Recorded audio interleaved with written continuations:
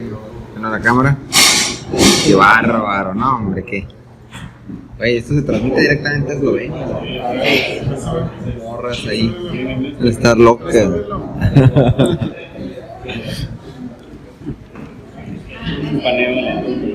Verás que no, pero la del FAS, güey.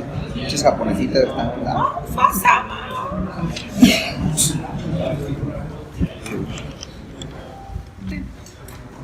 Firma por mí. ¿Qué tal, papá,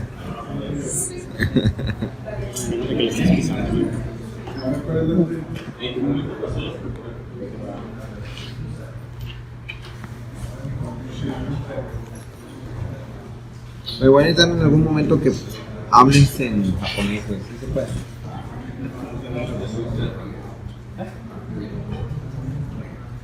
Oye, tienes que evitar, mira, como esto es internacional, no es como las películas de Marvel, necesitas hacer así como algunas.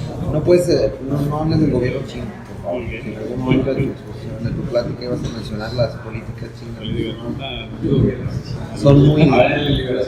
Son muy sensibles, güey, en cuanto a eso. Entonces, si queremos penetrar en el mercado chino, no nos conviene, porque si no, no hay discreción.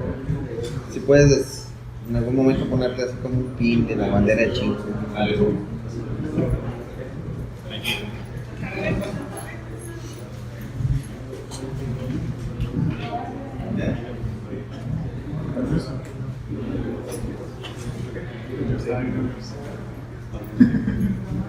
No se carbureo. Y Pascal me falló. ¿Cuántos pusiste?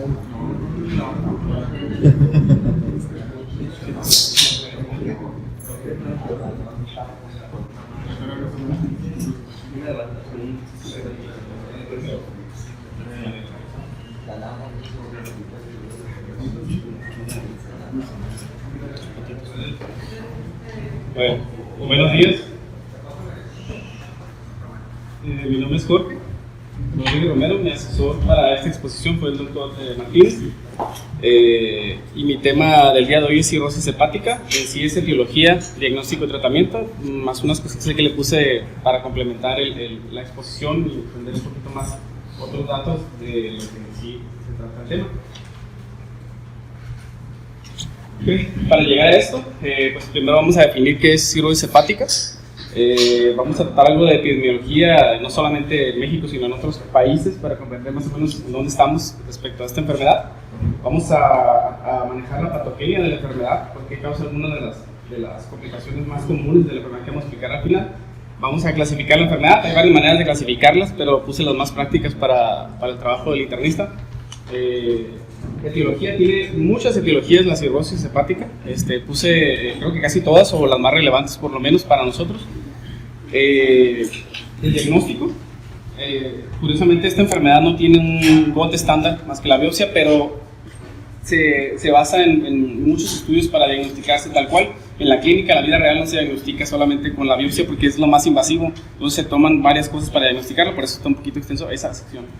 Y lo que es el tratamiento, ¿no? El tratamiento pues lo basé en dos partes, dependiendo si la cirrosis está compensada o está descompensada. Y las complicaciones, ¿no? Bueno, cabe señalar que la exposición se basó en la guía española, además la catalana, pues, y la guía americana, ¿no? Principalmente. Por definición, en base a estas guías, la cirrosis pues, es una enfermedad crónica difusa del hígado. Se maneja como irreversible, aunque se ha visto que en estadios iniciales de la cirrosis puede haber reversión, pero más que nada en enfermedades, bueno, en etiologías como el alcohol o autoinmunes. Ya en etiologías más crónicas como en enfermedades como hepatitis C, ya no se ve tanta reversibilidad, y en hepatitis B pues también se maneja un poquito su reversión y se da tratamiento, ¿no? Se caracteriza por la presencia de fibrosis. En sí la cirrosis hepática es una fibrosis del hígado, y por en sí la característica principal a la hora de biopsiar esta enfermedad pues son nodulaciones. El hígado tiene nódulos de regeneración entre septos de fibrosis y colágeno. Ahorita explico por qué, que van a conducir a una arquitectura modificada del hígado, de un estado fibroso a un estado duro, lo cual no va a ser una funcionalidad el hígado correcta, así como su afectación, ¿no?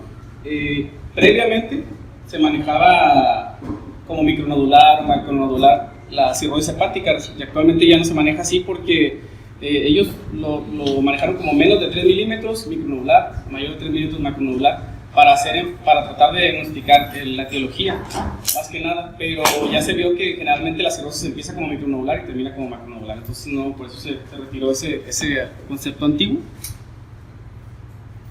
Dentro de la epidemiología, como les comenté, un poquito de varios países, no nada más México, para saber dónde estamos.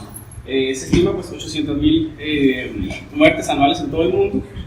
Aquí en México va a ocupar lo que es mortalidad general en sexto lugar en hombres, y en tercer lugar en hombres, y séptimo en mujeres, y 28,000 a 30,000 muertes al año. Es más común en hombres 2-1, esto generalmente por cuestiones virales y alcohólicas. Es la octava muerte a nivel de Estados Unidos, por lo menos en el censo de 2010, y a nivel ya del Reino Unido y de aquel lado del mundo, sigue siendo la quinta causa de muerte en el Reino Unido y la 12ª en Estados Unidos, y la cuarta en el grupo de 45 a 64 años de edad. Porque tiene relevancia, ahorita se lo voy a comentar más adelante, la edad.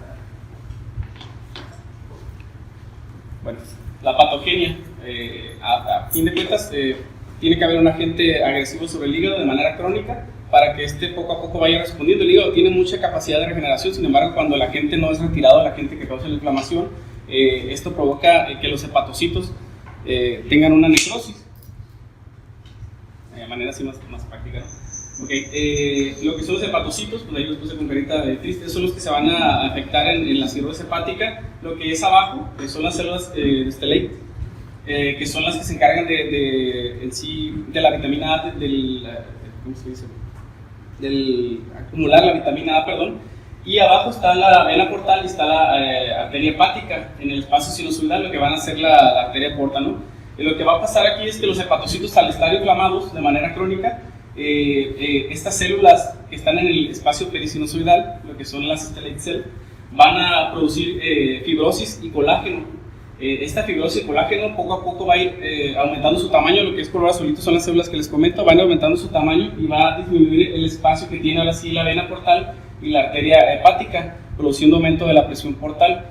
Esta presión va aumentando tanto que llega el momento en el que la presión provoca que se fugue líquido de este espacio portal, y en sí a dónde se fuga, pues principalmente a la cavidad peritoneal, ¿no? Así a manera burda de explicar la enfermedad. Y pues este tipo de fisiopatología lo que va a hacer es que la sangre, al querer, pues al estar el hígado fibroso, más indurado por la cantidad de colágeno y fibrosis que se produjo, va a buscar vías alternas para llegar hacia arriba. Entonces, ¿qué va a pasar? Pues va a hacer un shock ortosistémico, que son en sí venas colaterales que van a regresar la sangre, pero sin pasar por el hígado.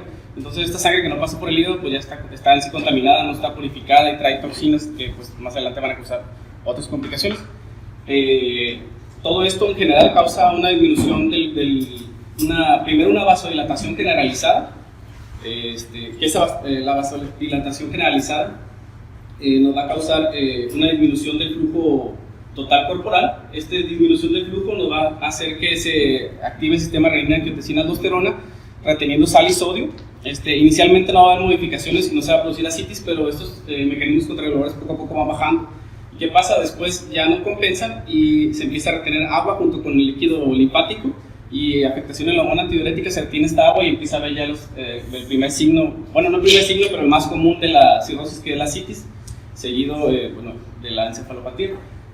Todo esto más adelante también pueden causar problemas como patorrenales. Disminuye en sí el flujo a los riñones por esta desviación de la circulación a nivel abdominal, y esto pues lleva a una baja filtración y una cosa va llevando a la otra. El caso es que ya en cirrosis descompensada, ya todo esto causa falla renal y hepática y pues falla multiorgánica, ¿no? Es un dibujito nada más, así sería un hígado cirrótico ya en una enfermedad terminal, nada más como manera de imagen. Okay. Y bueno, para poder entender más lo que la cirrosis es, primero vamos a delimitar cuándo está compensada y cuándo está descompensada. Se dice que está compensada cuando no han desarrollado complicaciones mayores, y que está descompensada cuando los pacientes ya presentan las complicaciones, que en sí son por dos tipos. Uno es por insuficiencia hepática y otro es por aumento de la presión portal, que son las más comunes y las que más dan sintomatología, por así decirlo. Dentro de estos pues, está la hemorragia del tubo digestivo alto, está la citis, está la encefalopatía, el síndrome hepatorenal, la peritonitis bacteriana espontánea, también hay síndrome hepatopulmonar, vamos a comentar alguno de ellos. Y las guías, pues, muchas maneras de clasificarlo, pero una bastante práctica es compensando el estadio 1 y 2 y descompensado el estadio 3 y 4. Lo que va a hacer diferencia en estos, no se mira muy bien, pero bueno, lo que va a hacer la diferencia aquí es la aparición de varices y la aparición de citis, marcando una mortalidad al año, ¿no? En este caso, si ven que cuando está compensado en el estadio 1 y 2, puede haber incluso ya varices, pero no ha habido hemorragia y no haya citis, y pues la mortalidad es relativamente baja, 1 y 3.4% en el 1 y 2. Sin embargo, ya que se descompensa, baja esta tasa. De hecho, se dice que el paciente cirrótico compensado puede vivir 10 años sin descompensarse bien, y una vez que ya se descompensa, ya su tasa de vida baja a 2 años. Entonces, pues, vienen las complicaciones, ¿no? La guía catalana los clasifica histológicamente como en 4 estadios, de F1 a F4, siendo F1 y F3 pues técnicamente no significativos, no cirrosis, y el F4 ya con cirrosis. También lo puede clasificar de una manera clínica, en este caso sin cirrosis, o compensada y descompensada, ¿no? Por síntomas, que sería el estadio 1 y 2 también, por así decirlo, ningún síntoma, o ya al final con ascitis, hemorragia y la descompensación. Las clasifica también a manera hemodinámica cuando hay hipertensión portal. La hipertensión portal, por así decirlo, normal, estamos hablando de 5, entonces arriba de 6 ya lo clasifica como el estadio F1 F3, arriba de 10 ya se acerca al estadio F4, y arriba de 12 pues ya es donde más aparecen las complicaciones como los sangrados de tubo digestivo, ¿no? Y a nivel biológico, pues como comenté, la etiología. Tiene muchas etiologías la enfermedad. Prácticamente, ¿en qué se basa la etiología? Es en inflamación crónica o, en su defecto, en colestasis. No todas son por meramente la inflamación. Las causas más comunes, por lo menos para Estados Unidos, es primero la hepatitis C, pero para México es primero el alcoholismo. Además de la hepatitis no alcohólica o la esteatohepatitis, que son ya por cuestiones metabólicas, ¿no? Por exceso de pues, personas obesas, con mal control de diabetes, dislipidémicas o hipertensas, ¿no? Como comenté, bueno, las etiologías son variadas, ¿no? Dentro del alcoholismo, pues 50-60%, por lo menos eso se basa en nosotros, ¿no? Hepatitis B tiene un 15-20%, las criptogénicas, que son las que no son en sí por una enfermedad viral o por no tiene una explicación, por así decirlo, se manejan como hasta el 10-15%. Las alteraciones metabólicas que no son comunes, como son la enfermedad de Wilson, como son la hemocromatosis, fibrosis quística, otras patologías tienen solamente un 5% de tasas, que no es otro problema, y pues causas vasculares, ¿no? Enfermedad de Budd-Chiari, lo que son obstrucciones como cirrosis biliar primaria y secundaria, colangitis biliar, son las diferentes etiologías. Ahorita vamos a ir tratando de manera simplificada las mismas. Para diagnosticar la enfermedad, tenemos que, se basa en cuestiones clínicas, cosas que nosotros vemos en el paciente, primero. Segundo, en cuestiones que vemos en cuanto a estudios de imagen. Y tercero, en cuestiones de laboratorio. Para llegar al diagnóstico, a fin de cuentas, la cirrosis, su manera de diagnosticar así franca es la biopsia, pero la vida real pues, es la más invasiva y con más riesgo, entonces se deja para el último, solamente cuando hay mucha duda de la etiología. Generalmente la clínica ya nos da el diagnóstico. Para llegar a esto, pues tenemos primero que sospechar que esté enfermo, ¿no? El paciente. Tenemos que confirmar el diagnóstico, establecer la etiología y estratificar pues, el riesgo del paciente. Okay. Bueno, si pienso que es por alcohol, el paciente normalmente tiene que, bueno, así como dato sugerente, tiene que ser si es un hombre, tiene que tener un consumo de 40 a 60 gramos de alcohol por más de 15 años, y si es mujer, de 20 a 30 gramos de alcohol también por 15 años. Si no tiene pues, estos rasgos más otros clínicos, en realidad pues pudiéramos ir como que orientándonos hacia un diagnóstico o descartar un diagnóstico. Manifestaciones clínicas, pues tiene bastantes, el etilismo, ahorita les voy a comentar algunas dentro de la exploración física que les voy a presentar, pero pues serían el aumento de las glándulas parótidas, perdón, pero en realidad, ictericia, hepatomegálica, en realidad puede presentarse incluso sintomática, ¿no? Por laboratorio, pues en estos pacientes encontraríamos una elevación desproporcionada de la AST sobre la ALT. También podemos encontrar la GGT elevada cuando todavía se está consumiendo alcohol. Generalmente los niveles de AST y ALT están ligeramente elevados, no están gran elevados, se elevan mucho cuando son cuestiones obstructivas, pero no tanto cuando son cuestiones crónicas. El BCM también puede estar aumentado. Pues si en histología, pues miraríamos cuestiones como necrosis multilobular, infiltración de polimorfos nucleares, cosas ya la histología, pero nada más para orientarnos, pues serían los datos epidemiológicos y las manifestaciones clínicas con algunos laboratorios, ¿no? El siguiente, si yo sospecho que es un virus de la hepatitis C, pues tengo que buscar intencionadamente que haya sido transfundido por lo menos 20, 30 años por cuestiones de epidemiología, que sea adicto a drogas parenterales, aunque tenga exposición en nosocomía, que sea un personal de la salud que sea aplicado con una jeringa, ese tipo de rasgos. Puede presentarse asintomático también, hay formas severas en las que se descompensa y podemos observarlo, pero normalmente es más bien por la clínica sospechando que es un virus de la hepatitis C. Virus de la hepatitis B, también antecedentes pues también de transfusiones, pero también podemos sospechar en cuestiones de relaciones sexuales, aunque no es tan común. También podemos en los dos, en ambos vamos a ver una relación ALT-AST mayor a 1, y así como anticuerpos positivos para ambos virus, y sospecharíamos, ¿no?, en estos pacientes. En caso de que sospeche yo que el paciente es por cuestiones de una esteatohepatitis no alcohólica, pues tendría que buscar intencionadamente en el sobrepeso, ¿no? Sobrepeso, que fuera un paciente diabético, que sea hipertenso, que no controle su dislipidemia, no ingiera sus medicamentos, y pues constantemente presente hiperglicemia, ¿no? Sería otro rasgo que me orientaría al diagnóstico. Si es cirrosis biliar primaria, pues aquí cambia la cosa porque normalmente pues, lo estaría buscando yo un 90% en una mujer por epidemiología, generalmente curso sintomático, ahí puede haber astenia, prurito, incluso hepatomegalia, ictericia, y pues aquí en este caso la fosfatasa alcalina va a estar unas 3 veces más elevada de lo normal, puede haber elevación del colesterol, en ellos puedo encontrar los anticuerpos mitocondriales positivos y elevación tardía de los niveles de bilirrubina.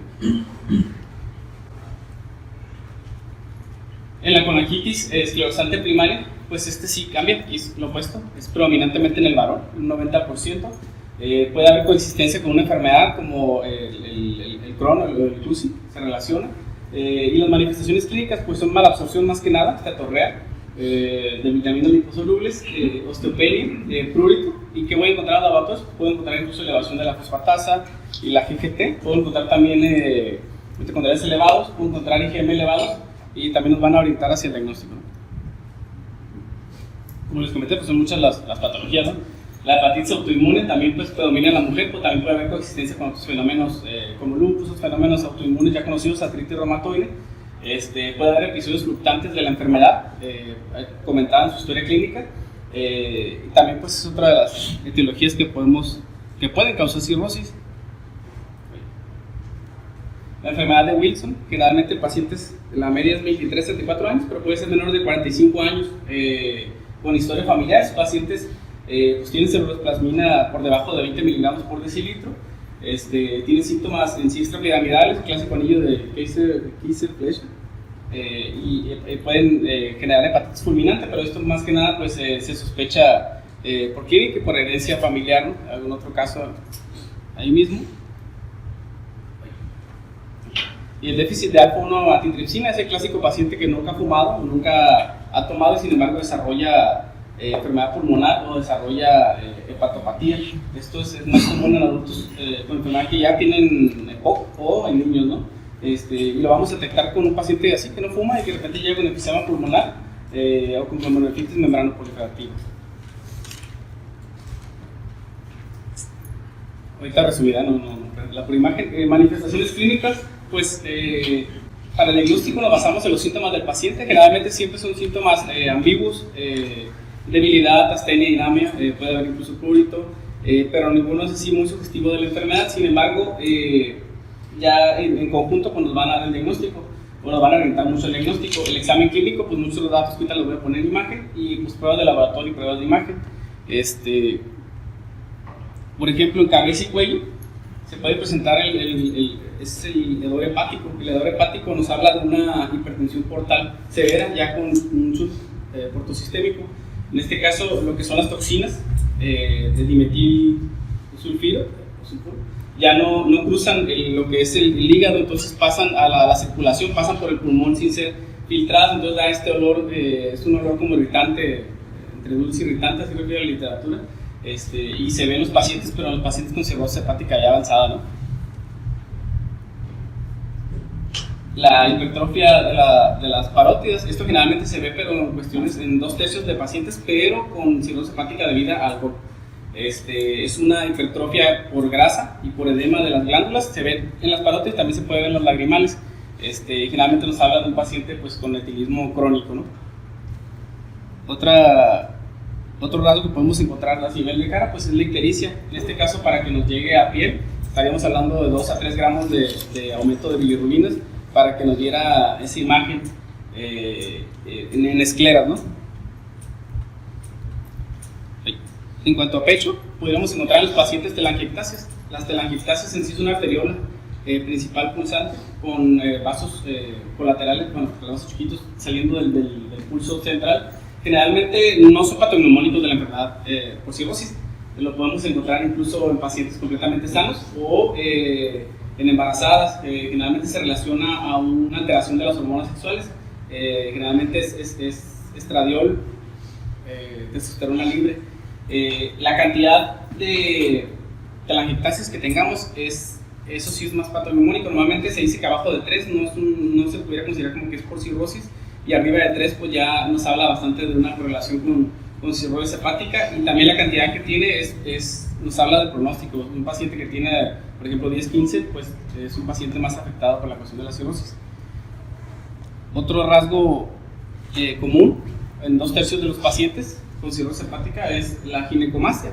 Puede haber ginecomastia, puede haber pérdida del vello en tórax, puede haber pérdida del vello en axila y cambio en el vello púbico, hacerse de características ginecoides por modificación del estradiol, androstenediona, estradiol en el paciente. A nivel de abdomen, pues la primera manifestación, no la primera, sino la manifestación más común es ascitis. Esto se debe a unas fallas en los mecanismos contrarreguladores, como comenté, cuestión antidiurética, sistema renina-angiotensina aldosterona, y se va acumulando agua en la cavidad peritoneal. Generalmente, bueno, ahorita voy a hablar de la ascitis así en específico, pero generalmente es la primera manifestación. Está el caput medusal.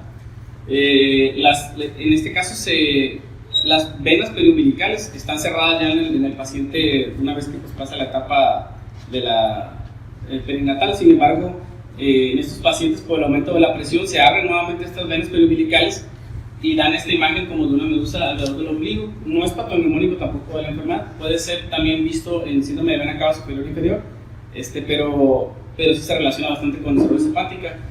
La manera ahí de serológicos también para el diagnóstico, todo esto es en base al diagnóstico, como les comento, pues no es tanto por la cirrosis hepática por biopsia.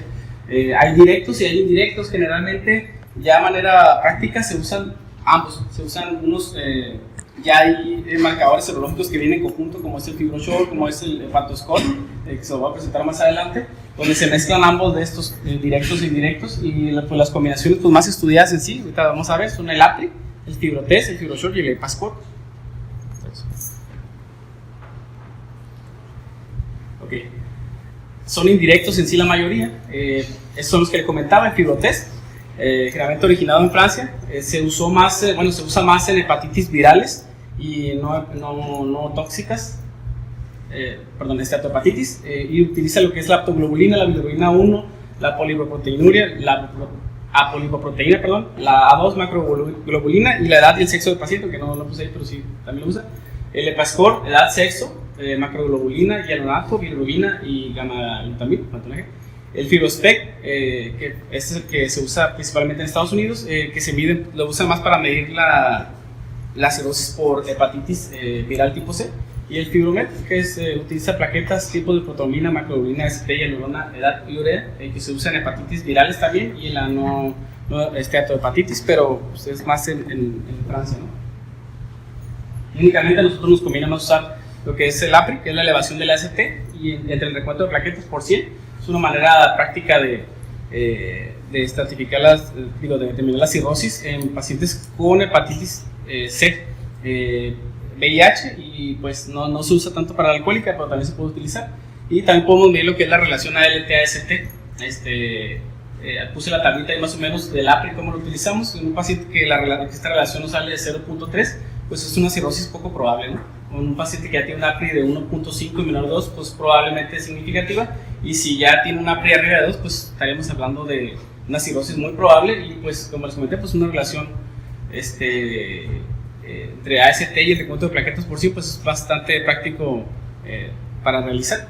Y los exámenes indirectos, pues no invasivos ya en general, pues son el APRI, como lo comenté arriba, es el AST-LT, los puse en negro porque son los más aplicables para nosotros, el FIB4, que no es tan aplicable por las cosas que pides, y el Form Index. Esta es la que sigue, nomás no las tenemos siquiera aquí, pero para conocerlos, marcadores directos de fibrosis, así tal cual, de fibrosis y neurolisis, pues son por deposición en la matriz, que son el procolágeno, colágeno, tipo 1 de colágeno, los variantes del colágeno, por degradación de la matriz y por citoquinas, pero estos no los puse de manera de didáctica, pero no los utilizamos. Pues como falta un buen, voy a hablar un poquito de mi ciudad, ¿no? Para que descansemos poquito. Bueno, varios de aquí somos de Mexicali, y si no son de Mexicali, pues estudiaron ahí, ¿no? Lo que es Andrea, Abel, somos de Mexicali, real. Eso que están viendo ahí es el Valle de Guadalupe. Mexicali es una ciudad curiosamente muy caliente, cuando temperatura. Muy caliente, llega a 50 grados normalmente en verano y la gente normalmente no sale en el día, muy similar a Obregón. Curiosamente tiene primer lugar en México en lugares donde no llueve, o sea, nunca llueve literal, y siempre está caliente. El invierno dura como un mes nada más, que creo que es diciembre nada más y punto, y el resto del tiempo hace calor. Se fundó en 1903, un 14 de marzo, por San Ginés, un diputado ahí que le puso el nombre de Mexicali porque quería agarrar una mezcla entre México y California, pues Mexicali. Y pues desde entonces se ha ido, ha estado, a principio solamente vivían los cucapas ahí, es una ciudad muy árida, por así decirlo, y la gente no iba mucho, pero ahorita ya ha crecido un poquito más. En este lugar normalmente les dicen los cachanillas. Antes de saber que los cachanillas, en sí la cachanilla es una planta. Es una planta que existía cuando llegaron los primeros pobladores y la agarraron para cubrir sus casas porque es una planta seca y fresca. Entonces, técnicamente por la planta, pues, el nombre de cachanilla, ¿no? Ya ahorita ya le dieron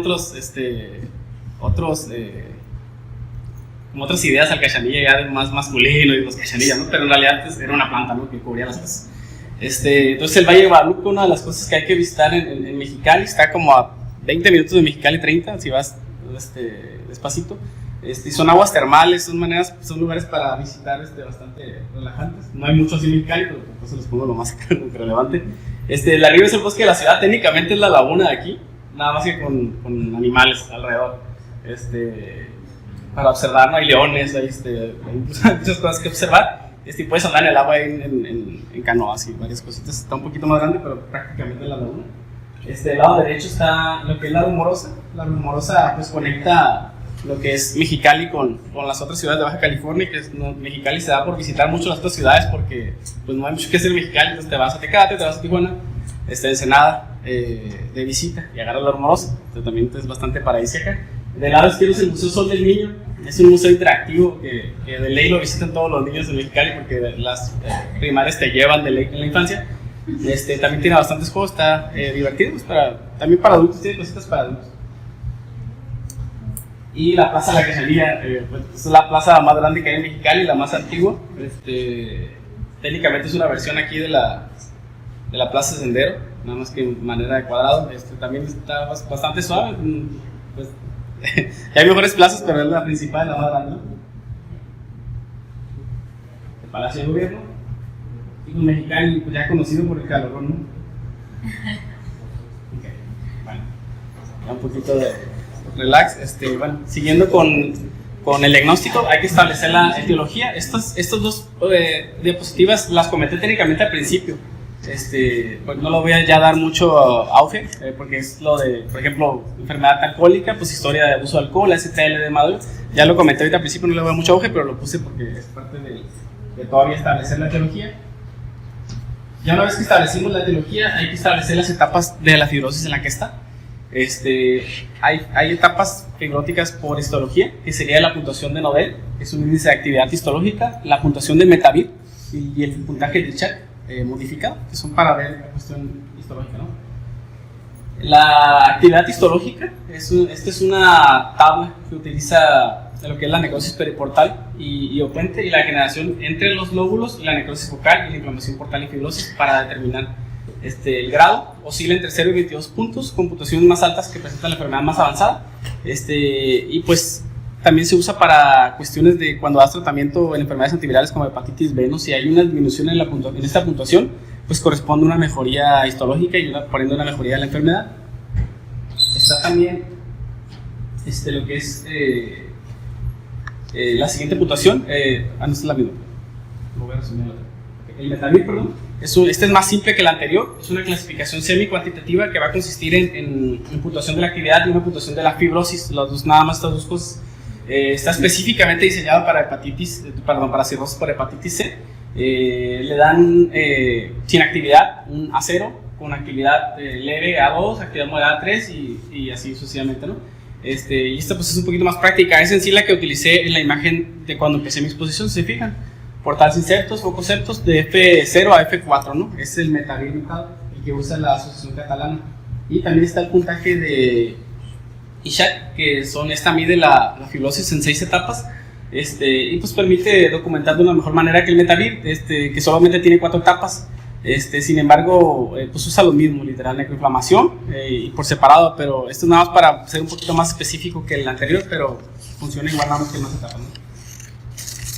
Hay sistemas de puntuación para la cirrosis, como es el sistema de estadificación de la NEC y de FECI, para cuestiones ya de documentar nuestros ingresos. El sistema de estadificación de la NEC subdivide la cirrosis en 3 categorías. Esto va a ser según el ancho y el número de septos fibrosos que encontramos, así como el tamaño de los nódulos, ¿no? Con mayor énfasis en micronódulos o macronódulos. Y en sí es una modificación del Metavir. Y está la de clasificación de Pekín. Es técnicamente para infecciones virales crónicas. Nos facilita la comparación de grados de cirrosis antes y después de la terapia antiviral. Estos son más que nada para cuestiones de cuando dimos tratamiento, ¿no? Ahora sí, lo más importante, el tratamiento de la cirrosis hepática. Se tiene que dar en base a si está comenzada, en base a si está descompensada y en base a las complicaciones, vaya. Pero pues prácticamente es retardar o revertir la progresión de la enfermedad hepática, dado que no tiene en sí cura más que reversión en algunos casos, como les comenté. Es prevenir insultos superpuestos al hígado, como el dejar del alcohol, el dejar los aires, identificar los medicamentos y ajustar dosis en caso de que estén ingiriéndose, como por ejemplo uno de ellos pues, es el paracetamol, que a pesar de que dicen que se puede seguir usando a tope de 4 gramos, bueno, ya se refiere a la literatura, los hepatólogos de Estados Unidos lo bajaron a 2 gramos al día. El manejo de síntomas y anormalidades en laboratorio, que son complicaciones, prevenir, identificar y tratar las complicaciones de la cirrosis, que voy a hablar otro poquito más adelante, y determinar la idoneidad y el momento óptimo para el trasplante de hígado. A fin de cuentas, el tratamiento de la cirrosis es el trasplante de hígado, ¿no? Pero pues no es algo tampoco muy factible. En nutrición, los pacientes, en un 50-60% de los pacientes hepáticos están desnutridos.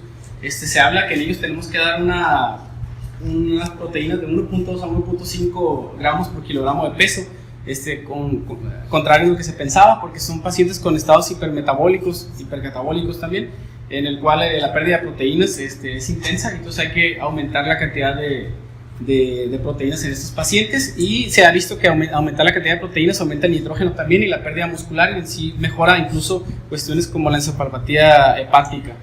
Los antihipertensivos generalmente se refiere a los pacientes cuando empiezan con cirrosis hepática, los que son hipertensos, tienden a hipotensarse durante la evolución clínica de la enfermedad. Entonces, ¿qué pasa en estos pacientes? Las guías nos refieren que hay que tener una presión arterial media de 82, 82 o en su efecto una sistólica arriba de 100, para mantener la perfusión de los órganos. Se refiere que aumenta la mortalidad cuando desciende la presión arterial media por debajo de 82, entonces hay que suspender los antihipertensivos, en específico Y-cara en estos pacientes, también por las cuestiones renales, ¿no? Los antiinflamatorios disminuyen el flujo a los riñones, entonces también y aumenta el riesgo de sangrado de tubo digestivo, por lo cual también se prefiere no utilizar. Menciona la literatura que los más idóneos es el tramadol, el más tolerado, y los opiáceos, pero también con cierta cautela, ¿no? Los inhibidores de bomba de protones refiere que se les da por lo general a los pacientes con el contexto de sangrado tubo digestivo alto, pero que no están, en realidad también se relacionan con alto riesgo de infecciones, en general, no nada más infecciones respiratorias o abdominales. Entonces prefiere también no darse de manera profiláctica. La sedación refiere que estos pacientes, en específico los pacientes que tienen cirrosis hepática alcohólica, ocupan algunas veces sedantes cuando están dejando el vicio, por así decirlo. No están indicados los que son las benzodiazepinas, solamente las de acción corta en este tipo de pacientes. Por eso tampoco se da su manejo. Las estatinas se les da en pacientes que tienen cirrosis hepática por cuestiones de esteatohepatitis. Se dan siempre y cuando él ya las haya estado utilizando, y en las guías no se ha visto que deterioren la función renal cuando ya las estabas utilizando y las sigues utilizando, ¿no? Los baptanos ya no se usan, esos están contraindicados. Eran por cuestiones adrenérgicas que se dejaban en el pasado, pero están contraindicados. No es que estén contraindicados, sino que no se vio que funcionan, entonces pues se dejaron de usar. Y lo que es el antibiótico solamente se va a dar en cuestiones profilácticas, como en hemorragias agudas de tubo digestivo alto, o cuando tienes fuerte clínica de una peritonitis bacteriana espontánea y pues te dan los neutrófilos, ¿no? en el conteo de células. Las complicaciones, porque en sí pues el tratamiento se basa en las complicaciones. Lo que puse con rojo son derivadas de la hipertensión portal, lo que puse con negro son derivadas de la insuficiencia hepática, o al revés, pero son en sí las complicaciones principales de hemorragia varicosa. Pues tienen una alta tasa de mortalidad desde el primer evento. La citis, como comenté, la peritonitis, la encefalopatía, el carcinoma hepatocelular, el síndrome hepatorenal, hepatopulmonar, el hidrotórax hepático, que es consecuencia también de la citis, la miocardiopatía cirrótica y la trombosis de la vena porta. Voy a manejar así cada uno ahorita. Y no podía dejar pasar pues los modelos predictivos, ¿no?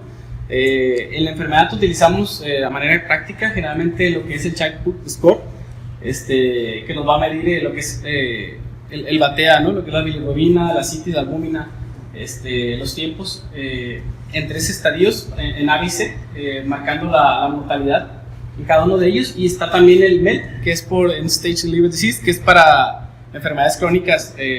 Originalmente se hizo el MELD para cuestiones de pacientes que iban a tener cirugía de no trasplante, pero ya actualmente se usa para pronóstico a 3 meses de supervivencia. El MELD, y ya se le agregó MELD-NA con el sodio para cuestiones ahorita de la hiponatremia, y se le agregó también albúmina, ¿no? Son los 2 marcadores principales que normalmente usamos. Para manejar las complicaciones, el tratamiento, como les comento, a base de las complicaciones, uno de ellos es la citis. Este es un trastorno que se da en el 5 a 10% de los pacientes con cirrosis, que los descompensa, o puede ser la causa de la descompensación, es la causa más común en sí. Se origina en el 80% de los pacientes por cirrosis hepática, en sí la citis. O sea, cuando llega un paciente con la citis, generalmente sospechamos que es por cirrosis y no por otra cosa. Estaba a mostrar lo contrario. Cuando vamos a hacerle una paracentesis solamente cuando esté en grado 2 o 3, generalmente se manejan 3 grados. El primer grado es en el que no se observa ni por ultrasonido. El segundo grado se observa incluso a la palpación, a la matidez en los flancos, con unos 1500 mililitros más o menos de líquido. Y el tercer grado que ya es fácilmente detectable, no está tensión, por así decirlo. Y pues vamos a hacer en sí esta función para ver que no haya una peritonitis bacteriana. Vamos a usar el GASA, que generalmente nos mide el gradiente albúmina a citis. En este caso mayor de 1.1, nos estaría hablando de una hipertensión portal, menor a 1.1, otros datos que no son relacionados a la hipertensión. Y búsqueda de amilasa o triglicéridos, ¿no? Para descartar patologías como kilotoras o otras enfermedades. Los 3 grados que les comenté, generalmente la cantidad de líquido que hay en el grado 2, por eso se detecta ya, son 3 a 6 litros, y en el grado 3 estamos hablando de unos 10 litros más o menos aproximadamente. Como les comenté, el 1 solamente por ultrasonido, el 2 ya presenta distensión simétrica, ¿no? Y se puede palpar en los flancos, y el tercero lleva marcada distensión abdominal. El tratamiento pues va a ser dependiendo del estadio. Generalmente se dice que hay que bajar el sodio a 2 gramos al día, no bajarlo más porque puede pasar lo contrario, que se descompense el paciente. Entonces, generalmente manejaba de 120 a 180 milimoles, o 6.4 gramos de sodio, o en su efecto sodio 2 gramos, que son 88 milimoles. Y manejo en sí con diuréticos, espironolactona primero son 100 miligramos al día. Se va a ir aumentando cada 72 horas 100 miligramos hasta llegar a un tope de 400 miligramos en caso de que no haya una buena evolución. ¿Cómo voy a saber que está bajando la citis? Con la cuestión del del kilo peso. Si por ejemplo tiene que bajar más de 0.5 kilogramos al día de peso si tiene edema periférico, y más de 1 kilogramo al día de peso si no tiene edema periférico. Eso es como voy a saber que están funcionando mis diuréticos. Entonces spironolactona lo puedo subir hasta 400 y furosemide lo puedo subir hasta 120, 160. En sí lo voy a, y pues dependiendo también de las complicaciones, ¿no? Si el paciente me empieza con una hipocalemia o una hipercalemia, pues se suspenden lo que son los diuréticos dependiendo de lo que esté pasando, ¿no? Ya sea spironolactona o furosemide.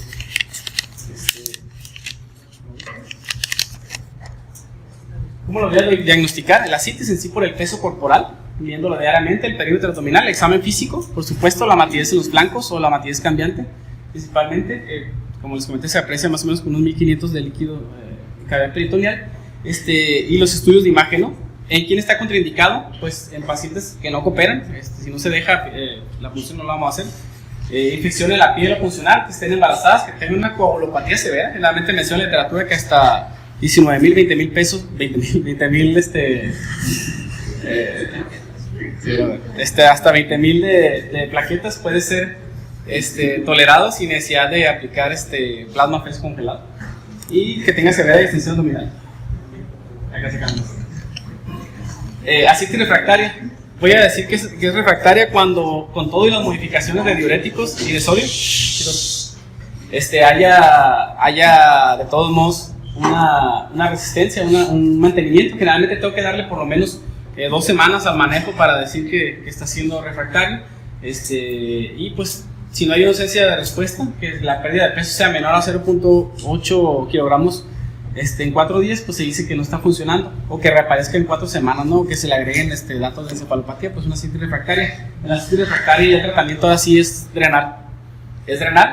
Solamente voy a dar albúmina cuando drene arriba de 5 litros. Y voy a dar unos 6-8 gramos más o menos, arriba de 5 litros, y si es abajo de 5 litros generalmente no se da albúmina. ¿Qué va a pasar si el paciente, aparte de la ascitis, tiene dolor abdominal? Pues estábamos hablando probablemente de una peritonitis bacteriana espontánea. Voy a saber porque el paciente, pues aparte del dolor, refiere vómito, taquicardia, leucocitosis. Y voy a saber técnicamente por el líquido acítico, por 250 polimorfonucleares, arriba de 250 en líquido, y pues un cultivo positivo. ¿Cómo voy a saber que está funcionando mi tratamiento? Cuando los neutrófilos hayan disminuido más del 25% en 48 horas, o el conteo total sea menor a 250 en su 7º día, y si voy a saber que me falló, si disminuye menos del 25 en 48 horas, el tratamiento pues va a ser dependiendo dónde se adquirió esa peritonitis bacteriana espontánea. Si el paciente está hospitalizado, generalmente vamos a usar un carbapenémico solo, o más vancomicina o linezolid. Pero si el paciente viene del medio extrahospitalario, vamos a utilizar una cefalosporina de 3ª generación o piperacilina. Generalmente se maneja la cefotaxima. Otra complicación común es la hiponatremia, la hipervolémica. Puede haber hipovolémica y hipervolémica, pero generalmente se ve más la hipervolémica.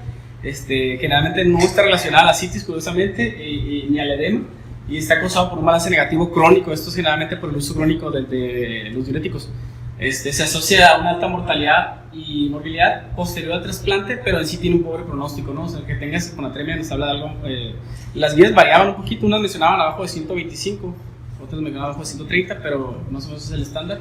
Y solamente se daba restricción de líquidos si era abajo de 120. Se restringían a 1000 mililitros al día. Y las soluciones hipertónicas solamente en caso de que hubiera situaciones que amenazaban la vida del paciente. Y no se daban baptano y albúmina porque no tenían resultados buenos concluyentes. Otra complicación que hay que tratar es el sangrado gastrointestinal.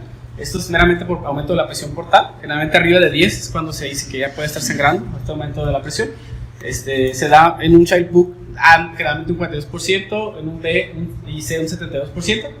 Y progresan de un 22 a un 31% en 3 años. Generalmente el tratamiento es propanolol. Pero pues no se ha visto, pero se ha visto que solamente son en ventana el propanolol. No se da, o sea, si no lo estás usando, no previene que aparezcan nuevas varices, solamente se da para el aumento del sangrado. Pero el tratamiento a fin de cuentas definitivo pues son la ligadura de estas varices, ¿no? Arriba de 5 milímetros, o que esté sangrando, ¿no? Y pues cada episodio tiene un riesgo de mortalidad de 15 a 25% a 6 semanas y va aumentando gradualmente. Rápido para... también hay varices que pueden estar en el estómago, no todas son en la parte distal del esófago. Principalmente se dan con mayor predominio en la curvatura menor del estómago, sin embargo no son las que más sangran. Curiosamente son las que están en el fondo gástrico las que menos se dan, los del 7% son las que más sangran.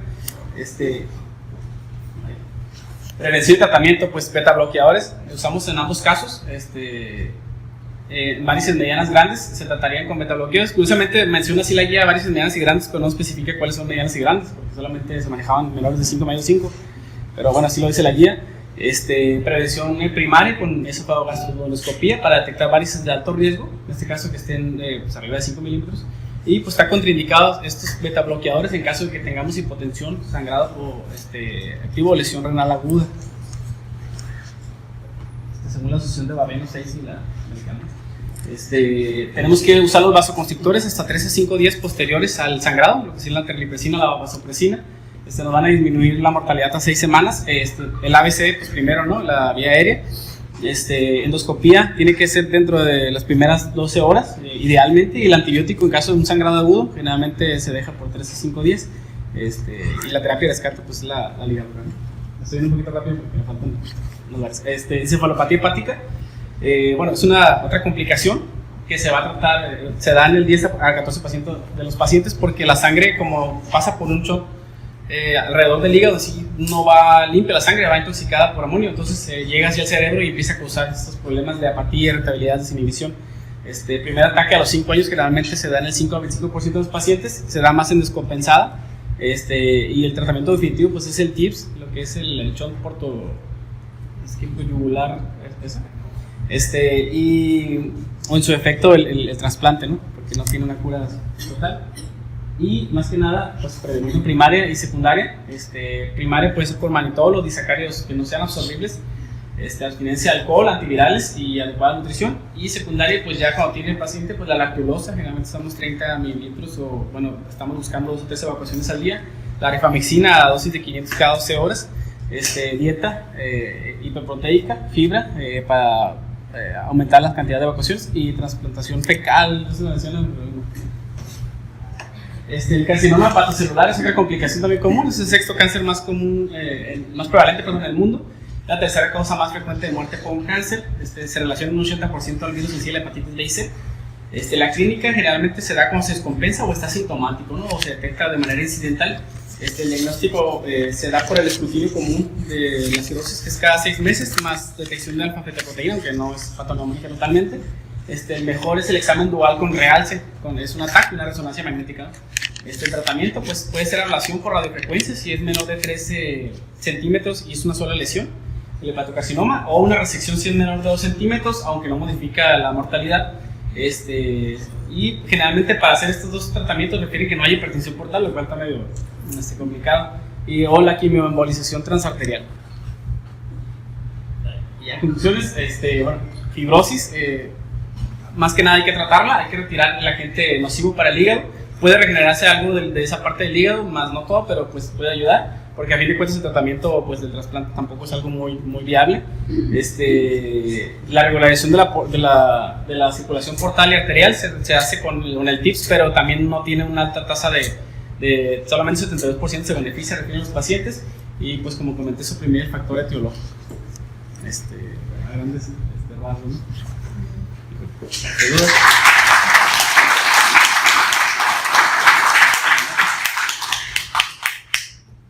Jorge, nada más ahí los tips, yo creo que te confundiste un poquito, según yo, se usan más para limitar la hipertensión portal, pero al contrario, pueden aumentar el riesgo de encefalopatía.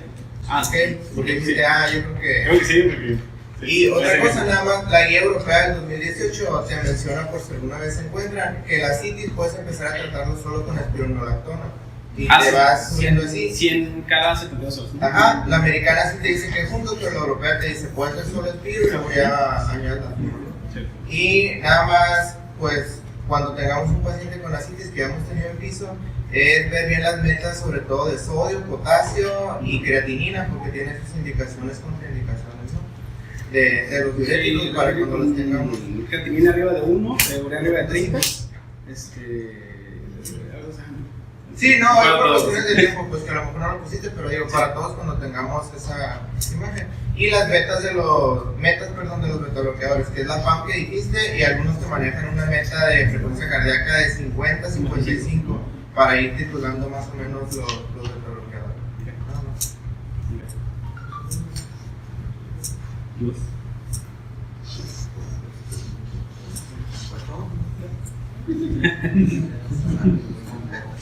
¿Todo bien? ¿Cuándo terminan el...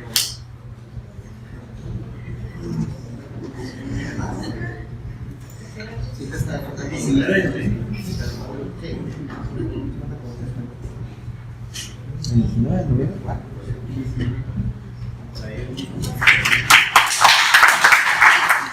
Bravo.